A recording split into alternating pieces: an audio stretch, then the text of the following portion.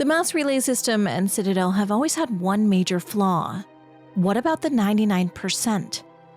According to the Codex, there are between 2 and 400 billion stars in the galaxy, and less than 1% of them have ever been visited or had their systems properly surveyed.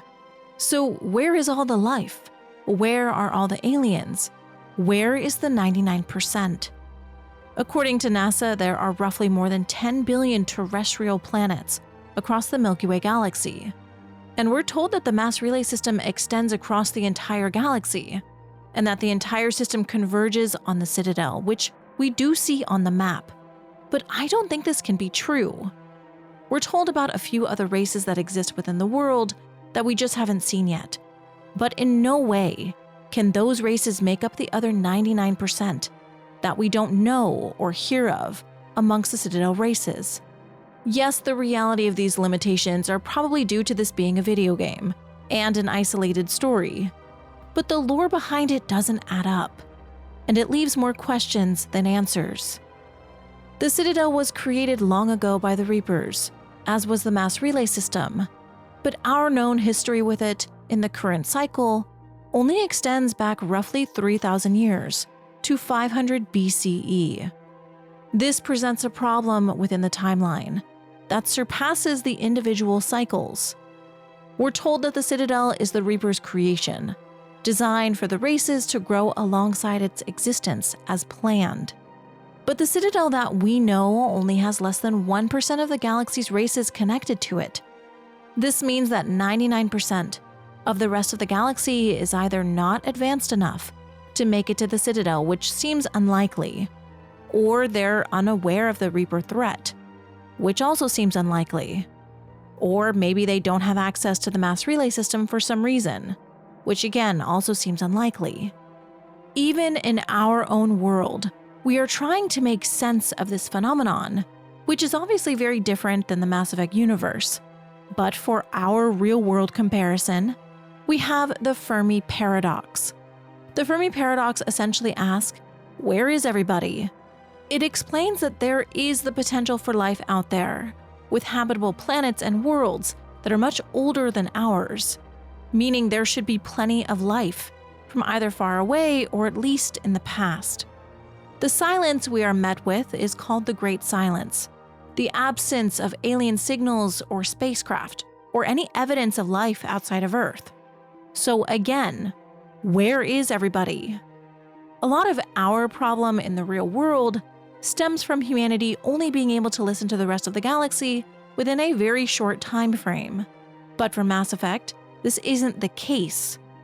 We know the Reapers missed several things in their 1,300 harvests since just the time of the dinosaurs, missing things like the data for the Crucible, Javik, the Leviathan, or even Ilos. They didn't truly wipe everything out, and intentionally left others. We also have to assume that the Reaper harvest happening every 50,000 years was an intentional calculation by the Reapers. That was how often they needed to harvest, because that's how often the synthetic and organic conflict was becoming a problem. Javik also speaks of his cycle, and how large the Prothean Empire grew, because they were conquering so many other races. There simply has to be more life out there, being affected by the Reapers. Because what has the galaxy been doing for the 47,000 years before the Asari made it to the Citadel? If we're seeing the end of the 50,000-year cycle, then we're only seeing the final 3,000 years, and its connection to the Citadel.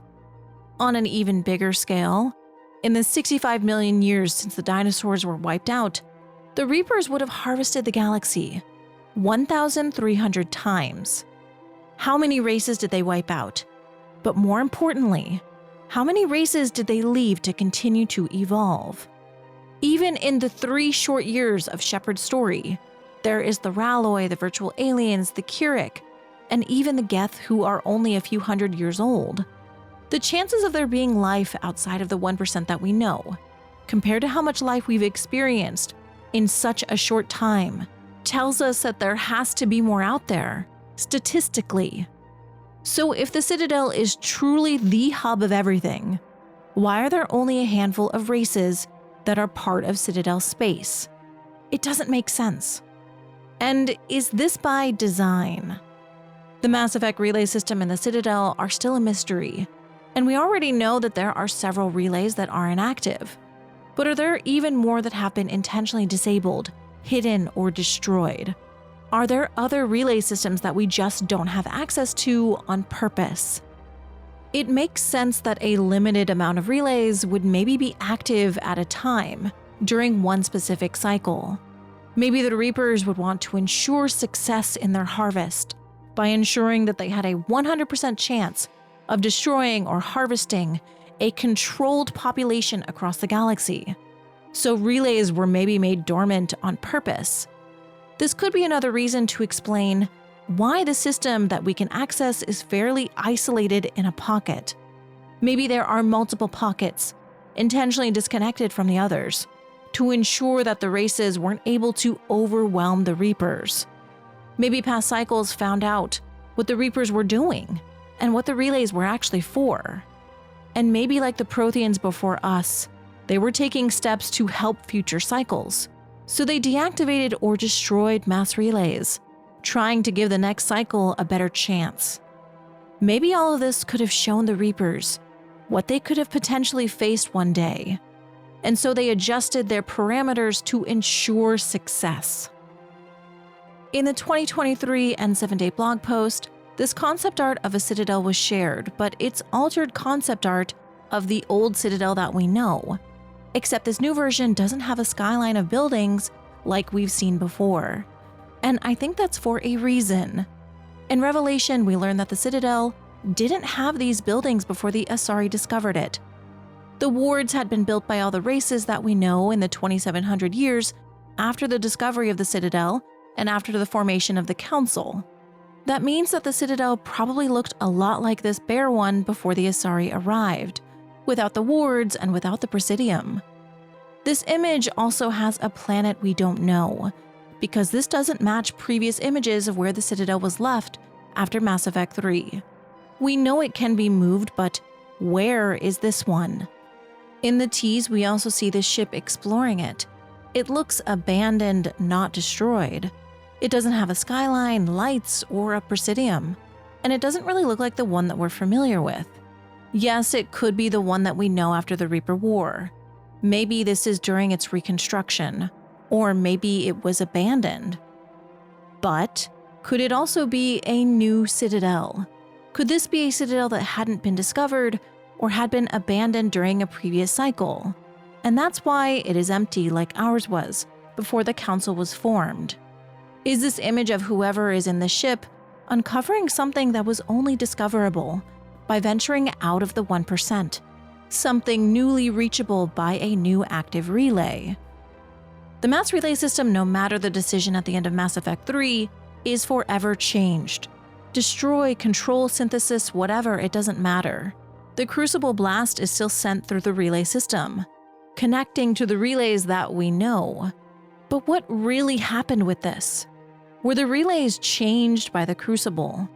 Or was the mass relay system destroyed? And did this blast that seems to be a burst of energy reactivate any dormant relays that were connected but inactive? Did the events of Mass Effect 3 uncover more to the Citadel and the mass relay system? Is that how the galaxy becomes expanded? Is that how we meet new aliens? And is that why this image has new aliens and maybe even some that look like they could be synthetics? Maybe with the Star Child gone, maybe with the Reapers gone, and maybe with the blast from the Crucible, anything has become possible with the relays. Maybe we can even go past deep space, since we know that the Reapers were using the Citadel to go into deep space in between harvest. Maybe more is possible now. By the end of Mass Effect 3, the Council has technology from the virtual aliens, most likely Reaper tech, Prothean tech, possibly knowledge from the Leviathan and the Geth's mysterious technology, which was never confirmed to be Reaper tech. Their Geth telescope is still a mystery, but all of these kinds of technology would have been available after the end of the Reaper War, and who knows what information the Reapers would have stored if their data caches maybe became available. Could the Citadel be altered to do more? Could the mass relays be altered to do more? Could the galaxy come together and build a better, more advanced, vacuum dock relay with new possibilities? Is this that relay?